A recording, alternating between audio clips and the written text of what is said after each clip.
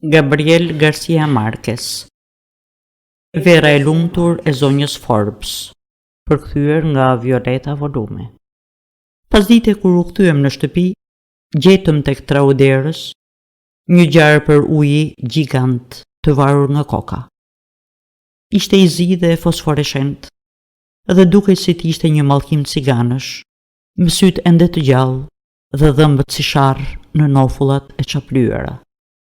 Unë duhet isha atëherë 9 vjeç dhe provova një tmerr aq të madh përpara asaj shfaqe si në klapi, saqë më bllukua zëri. Por vëllai im që ishte 2 vjet më i vogël, hodhi bombët e oksigjenit, maskat e zhytjes dhe kputucët përigome dhe ja mbathi duke bërtitur i tmerruar. Zonja Forbes e dëgjoi deri te shkalla e përdredhur prej guri që kacavirrej në përshkëmbejt prej molit deri në shtëpi dhe erdhi duke ju marrë fryma, e bërë dylle verdh. Por i mjaftoi të shihte kafshën e kryqëzuar tek porta për të kuptuar arsyeën e tmerrit ton. Ajo gjithmonë thoshte se kur 2 fëmijë janë bashkë, atëherë që të dy janë fajtor për çfarë bën secili, edhe kur është i vetëm. Kështu që na qortoi që të dy për ulurimat e tim vllai, dhe vazhdoi të na qortonte që nuk e përmbajtëm veten. Ajo na foli në gjermanisht, ajo në anglisht, siç e parashikonte kontrata e punësimit si mësuese, sepse edhe ajo ishte tmerruar, pavarësisht se nuk e jepte veten. Por sa po erdhi fryma, rifilloi atë anglishtën e saj të ngurtë dhe fiksimin e saj pedagogjik. Është thjesht një morena Helena, na tha. Quhet kështu sepse ishte kafshë e shenjtë për Greqinë antike. Oresti, një djalë zhvendas që na mësonte të notonim në thellësi, u shfaq papritur për të shkurreve të kaperit. Në ball kishte maskën e ujit, me kostumin e plazhit shumë të vogël, edhe një rrip lëkure me 6 thika, të formave dhe mallësive të ndryshme, sepse nuk mund ta përfitoronte ndryshe gjuetin në thellësinë e detit, vetëm duke luftuar trup me kafshët. Ishte rreth 20 vjeç, dhe kohën e kalonte më shumë në fund të detit se mbi tokë, e vetaj dukej më shumë si kafshë deti, i ndotur me vaj motori. Kur e pa për herë të parë zonja Forbes, i kishte thënë prindërve të mi se nuk mund të gjendej krijesë njerëzore më e bukur se ai. Megjithatë, bukuria e tij nuk e shpëtoi asat nga ashpërsia e saj, dhe ai mori një qortim të rëndë në italisht, sepse kishte varur morenën tek dera, duke u justifikuar thjesht se kishte dashur t'i friksonte fëmijët. Pastaj zonja Forbes dha urdhër që ta hiqnin kafshën që aty, me respektin që i takonte një krijesë mitologjike, dhe na nisi të bëshim gati për të ngrënë darkë. Dhe ne u nisëm menjëherë, duke u kujdesur që të mos bënim asnjë gabim, sepse 2 javë në regjimin e zonjës Forbes e kishë mësuar mirë se s'ka gjë më të vështirë se jeta. Ndërkohë që po bënim dush në banjo në gjysmë errësirë, e kuptova se im vlla po mendonte akoma për morenën. I kishte sytë si të njerëzve, më tha. Unë isha plotësisht dakord, po bëra sikur mendoja të kundërtën, e vazhdova të ndroja bisedë derisa mbaruam selari. Kur po dilja nga dushi, im vlla më kërkoi që të rija aty e t'i bëja shoqëri. Po është ditë akoma, i thash. Hapa perdet. Ishim në mes të gushtit, e nëpërmjet dritares shikoje gjithë lugina e ndriçuar nga dielli deri në anën tjetër të ishullit. E kuptoj, tha im vlla, por kam frikë se mos më kap frika. Kur ulëm në tavolinë, duke i qetë, dhe i kishte bërë aq mirë të gjitha, sa që meritoi një vlerësim special nga zonja Forbes, si dhe 2 pikë të tjera në vlerësimin javor. Kurse mua më hoqi 2 pikë nga 5 pikët që kisha fituar, e kjo, sepse kisha ardhur me nxitim duke mu marrë fryma. 50 pikë të jepnin të drejtën një doppio racioni ëmbëlsirë, por asnjëri nga ne nuk ishim arritur të grumbullonim më shumë se 15 pikë. Ishte me të vërtetë gjuna, sepse puding më të mirë se atë që bën të zonja Forbes nuk mund të gjeje kurrë. Përpara se t'uleshim për të ngrënë, gjithë një thonim lutin, por në këmbë, përpara pjatave bosh. Zonja Forbes nuk ishte katolike, por kontrata parashikonte që të na bënte të thonim lutjet 6 herë në ditë, e kështu i kishte mësuar lutjet tona. Pastaj ulëm në tavolinë që të 3. Mundoheshim ta mbanim frymen, sepse ajo na kontrollonte deri në detaj, edhe vetëm kur gjithçka ishte perfekte, i binte ziles për të sjellë darkën. Atëherë hynte Fulvia Flamina, kuzhinierja, me atë supën e përjetshme në këtë verë aq të nxehtë. Në fillim kur ishim vetëm me prindërit, e ngrënia ishte festë e vërtet. Fulvia Flaminia na shërbente duke qëndruar në këmbë pranë tavolinës, me një vokacion për rrëmujan, gjë që na e bënte ditën të gëzueshme, e pastaj ule edhe ajo në tavolinë me ne, e nganjëherë merrte edhe nga pjatat tona. Por kur zonja Forbes kishte marrë në dorë fatin ton, ajo shërbente në heshtje, aq sa mund të dëgjoj edhe supa që zjente në të nxjerrë. Kur hanim, duhej të mbanim shpinën të mbështetur tek karriga e duhej të përtypnim 10 herë me një rënofull e 10 herë me tjetrën. E ndërkohë, duhej të mbanim shikimin tek ajo që recitonte përmendësh leksionet e qytetarisë. Ishte si të ishim në meshën e së dielës, por pa kënaqësi në këngës e njerëzve. Ditën kur gjetëm të varur në Port Morenën, zonja Forbes na foli për detyrat në jetëdheut. Fulvia Flaminia, gati si të notonte në ajër, pas supës, na serviri një fileto zgare, një mish të bardhë, me një kundërmim të mrekullueshëm. Unë që preferoja peshkun para çdo ushqimi tjetër, solla ndërmend kujtimet e shtëpisë sonë në Guacamayal. Por im vlla e shtiu pjatën pa e provuar fare. Nuk më pëlqen, tha. Zonja Forbes ndërpreu leksionin. E si mund ta dish, tha, ti as që e provove? Vështroi nga kuzhinjeri alarmuar, por tashmë ishte shumë vonë. Morena është peshku më i shijshëm në botë, birim, i tha Fulvia Flaminia. Provoje dhe do ta shikosh. Zonja Forbes nuk u turbullua fare. Na tregoi ftohtë se Morena ishte gjella e mbretërve në lashtësi, e që luftëtarët bënin garë për të marrë tëmthen që sipas tyre të jepte guxim të minatyrshëm. Pastaj na përsëriti si shumë e shumë herë tjera në ato pak ditë, që shija nuk është diçka e lindur, por që formohet që në fëmijëri, par nuk kishte arsye që të mos e hante. Unë që e kisha provuar përpara se ta dije se çfarë ishte, mund të them se i kishte një shije krejt të veçantë. Por pamja e gjarë për të guzhduar tek dera ishte më e fortë se oreksi. Im vlla, me një përpjekje të jashtëzakonshme, mori kafshatën e parë, por nuk përmbajt dhe e volli. Ik në banjë, i tha zonja Forbes pa u turbulluar. La u mirë dhe ja përsëri të hash. Provova një keqardhje të madhe për të, sepse e dija se sa të vështirë kishte ta përshkronte të gjithë shtëpinë në gjysmë errësirë, e të rinte vetëm në banjë për kohën që i duhej të lahej. Por u kthye shumë shpejt, i zverdhur dhe me një të dridhur të fshehtë, dhe e kaloi provimin e rreptë të pastërtisë së këmishës. Atëherë zonja Forbes përoi një copë nga Morena dhe i dha urdhër që të vazhdonte të hante. Unë e kapërdiva një kafshat tjetër, duke bërë një përpjekje shumë të madhe, kurse im vlla nuk mori as pirunin dhe as thikën. Nuk do ta ha, tha. Ishte aq i vendosur sa që zonja Forbes u dorëzua. Mirë, tha, po nuk do të hash ëmbëlsirë. Im vlla u ndjej i lehtësuar dhe kjo më dha dhe mua guxim. Kryqëzova thikën dhe pirunin, siç na kishte mësuar zonja Forbes të bënim për të treguar si kishim mbaruar dhe thash, as unë nuk do të ha ëmbëlsirën. E nuk do të shihni as televizor, u përgjigja ajo.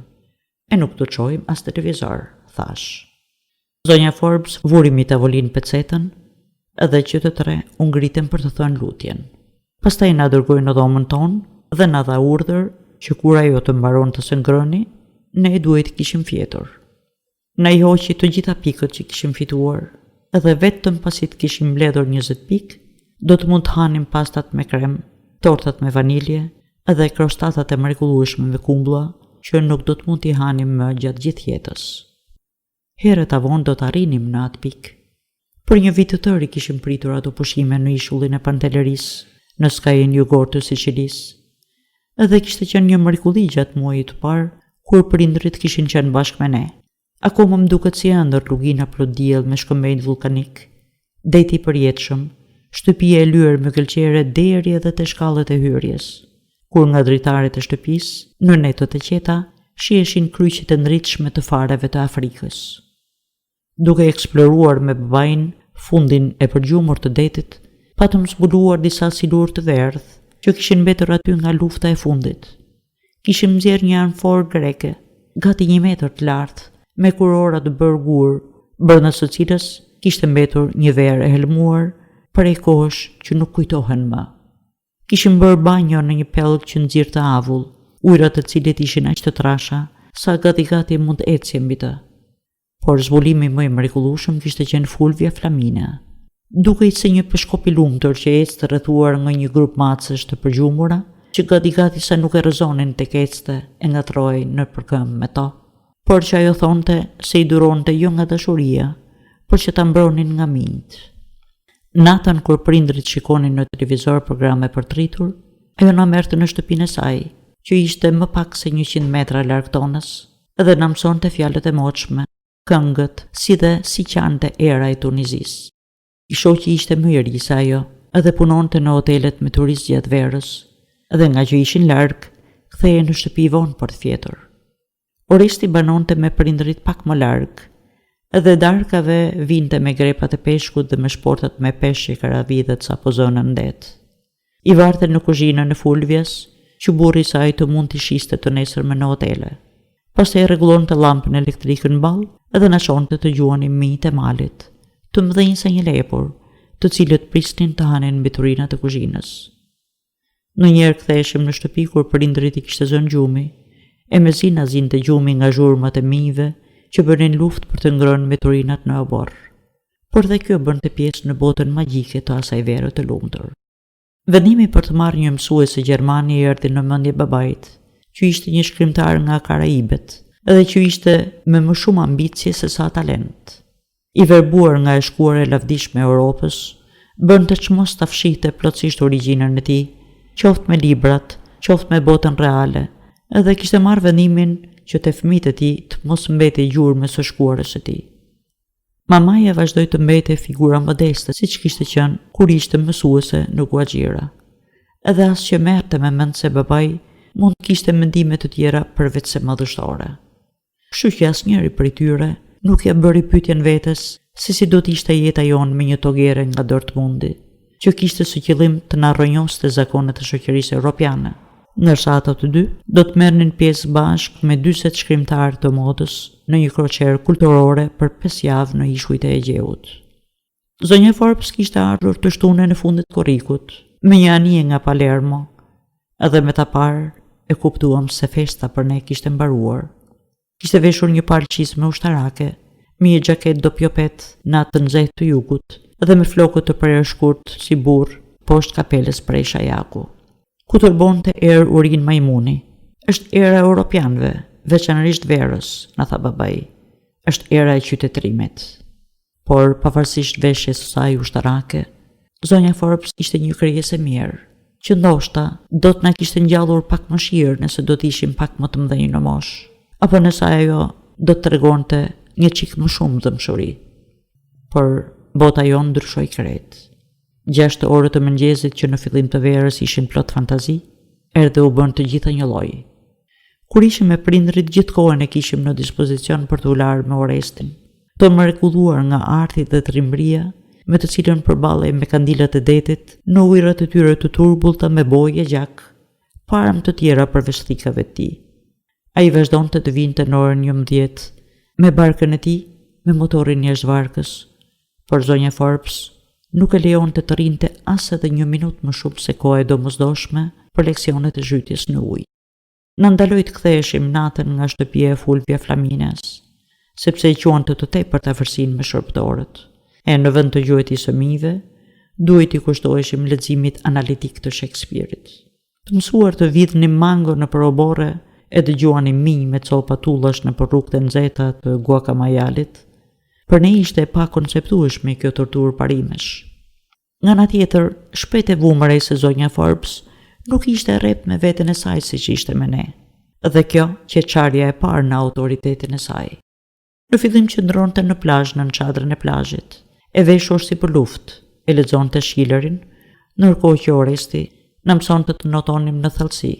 Pastaj na jepte leksione teorike për sjelljen e mirë në shoqëri, për orë deri në kohën e drekës. Një ditë i kërkoi Orestit që ta çonte me barkën me motor deri tek dyqanet për turistët të hoteleve, dhe u kthye që atje me një kostum banjoje të ngjitur, me ngjyrë të zezë e të ylbert, si një lëkurë foke, por nuk u fut asnjëherë në ujë. Ndërsa ne laheshim, ajo merrte rrezet e diellit, edhe fshihej me peshqir, por po u futur poshtë dusheve. Kështu që pas 3 ditësh, dukej si një karavidhe e skuqur, dhe era qytetërimit saj ishte bërë padurueshme. Netët e saj ishin liri e gjallë, që në fillim të regjimit të saj, dëgjonim që dikush natën ecste në errësirë nëpër shtëpi. Pastaj notonte në errësirë, bile si vlla, i shqetësuar, mendonte se ishin shpirtrat e të mbyturve, për të cilët na kishte folur Fulvia Flaminia. Shpejt e kuptuam se ishte zonja Forbes, që e kalonte natën duke jetuar jetën reale të një gruaje të vetmuar, të cilën vet ajo gjatë ditës do ta kishte dënuar. Një mëngjes në taguar e pam në kuzhinë, me këmishën e natës së një gjimnazisteje, tek përgatiste ëmbëlsirat e saj të famshme. E tërë trupin deri në fytyrë ishte bërë me miell, e ndërkohë po pinte një gotë porto. Ishte në një gjendje çarrigullimi mendor që do e kishte skandalizuar atë zonjën tjetër Forbes që ne njihnim. Atëherë kuptuam se kur ne shkonim të flinim, ajo nuk shkonte në dhomën e saj, por shkonte notonte fshehorazi, apo qëndronte në sallon deri vonë, duke shikuar filma të ndaluar për të vegjëlit, ndërsa vetë hante torta edhe pinte deri në një shishe të tërë nga vera speciale që babai e ruante për raste të veçanta. Krejt ndryshe nga sa predikonte, dëndej së ngrënie jashtë mase, me një lloj pasioni të shfrenuar.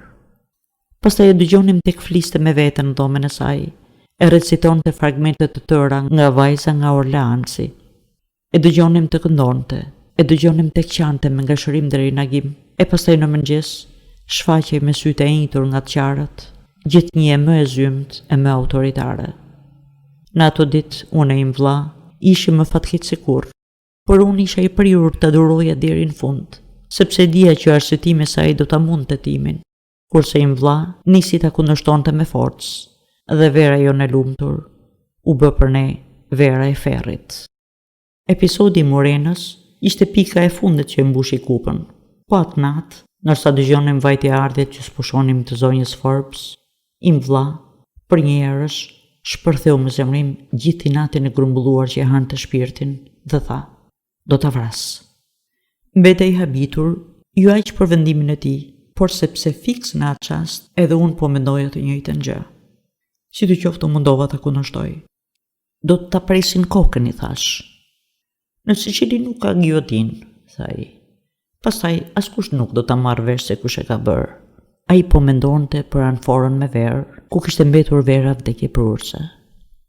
Babai e ruante sepse donte t'i bëheshin analizat për të sqaruar llojin e helmit, që pas aq kohësh nuk mund të ndodhte ndryshe. Vera duhet ishte kthyer në helm.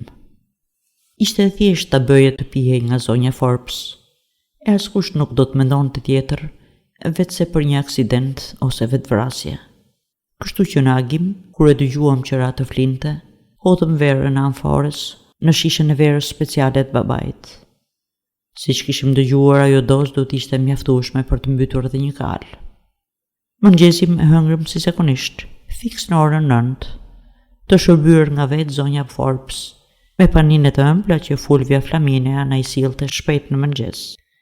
Pas 2 ditësh, ndërsa po hanim mëngjes, im vlla më bëri me shenjë dhe më tregoi me shikim se shisha e helmuar ishte e paprekur mbi bufe.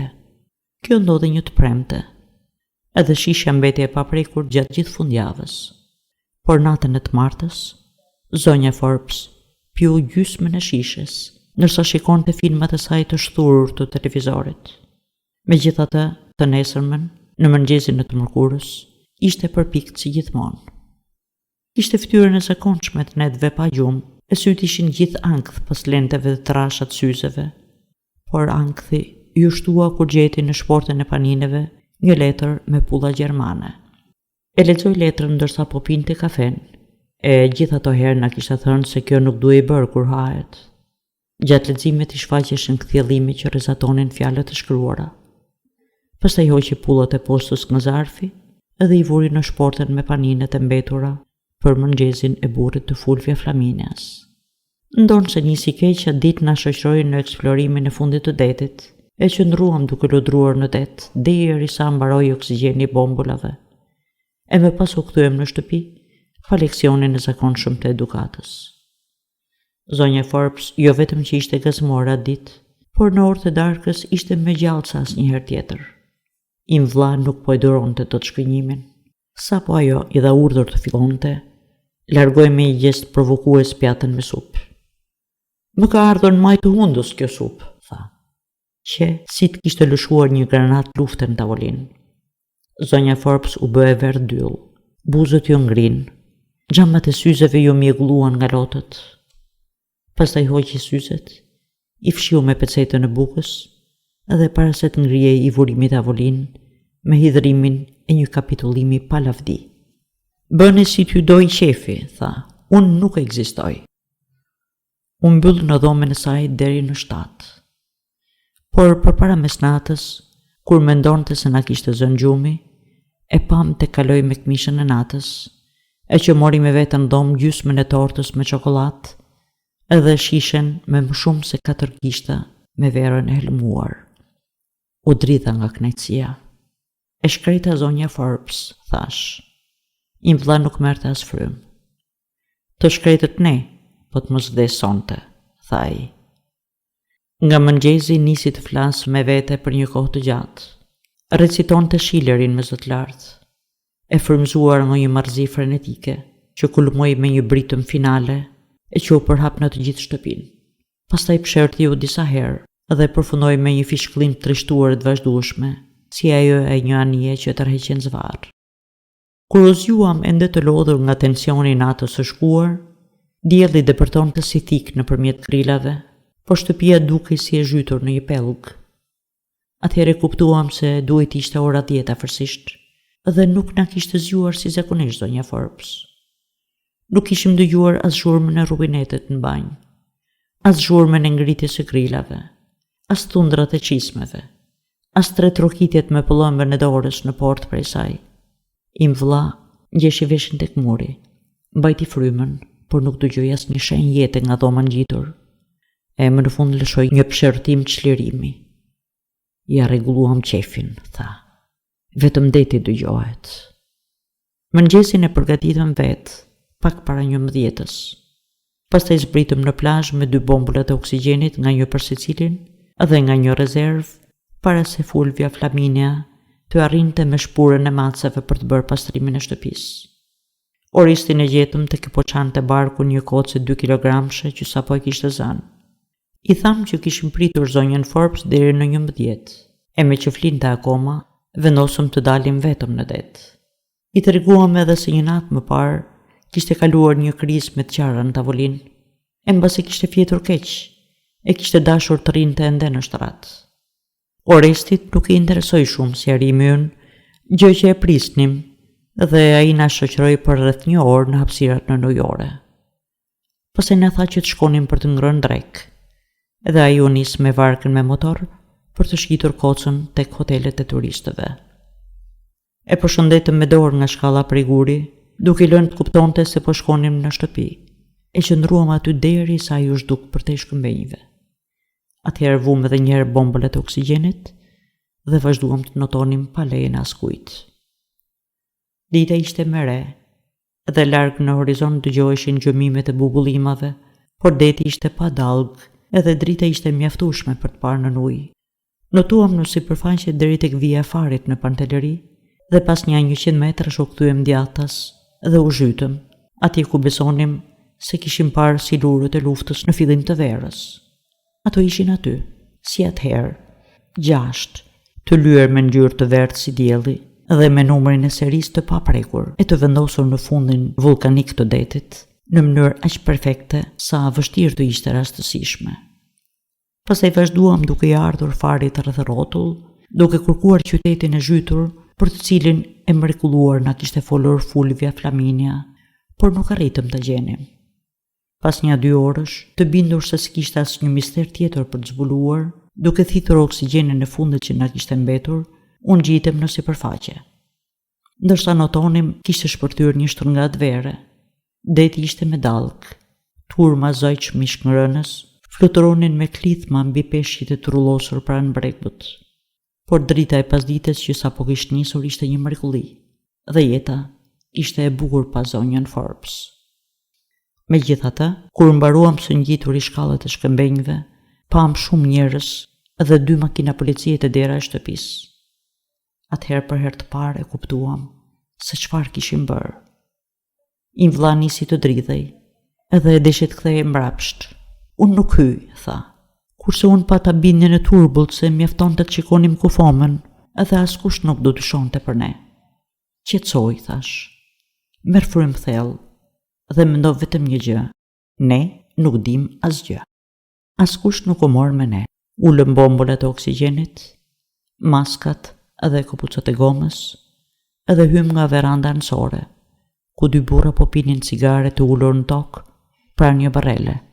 Atëherë vu më re se tek dera prapa shtëpis ishte një ambulancë dhe disa ushtarak të armatosur me pushk. Në sallon gratë e lagjes të ulura në karriget e vëna në rresht pranë murit, luteshin dialekt, kurse burrat e tyre ishin mbledhur grumull në obor dhe flisnin për gjëra që s'kishin asnjë lidhje me vdekjen. I shtrëngova fort dorën vllait, dorë që ishte bërë akull dhe e ngrirë siguri, dhe hym në shtëpi nga dera e pasme. Dhoma jon ishte e hapur dhe ishte siç e kishim lënë në mëngjes. Në dhomën e zonjës Forbes që ishte ngjitur me tonën, ishte një polici armatosur tek pragu, por porta ishte e hapur. Zjatëm kokën për të parë brenda, me zemrën që na dridhej. Por kjo vetëm për një çast, se Fulvia Flaminia doli me vrik nga kuzhina dhe mbylli derën duke britur e tmerruar. Pash hatrin e Zotit, fëmijë, mos shikoni. Ishte tepër vonë. Kurrë gjatë gjithë jetës s'do të mund të harrojmë atë çfarë pam në atë çast fluturak. Dy burra të veshur civil po masnin largësinë e shtratit nga muri me 1 metër shirit, kurse një tjetër po shkrepte fotografi me një aparat si ai fotografëve në park. Zonja Forbes nuk ishte në shtratin e zhubravitur. Ajo ishte shtrirë brinjas për tokë, e zhveshur në një pellg gjaku të tharë, që kishte lyer gjithë dyshemen dhe e kishte trupin të therrur nga shumë thika. Ishin 26 plagë vdekjeprurse, e nga numri i plagëve nga furia, kuptoi se ishin shkaktuar nga tërbimi një dashurie të marrosur, e që zonja Forbes i kishte pritur me të njëjtin pasion. Pa bërtitur, pa qarë, duke recituar Schillerin, me zërin e saj të bukur prej ushtari, e ndërgjegjshme se ishte çmimi i pashmangshëm i asaj vere të lumtur.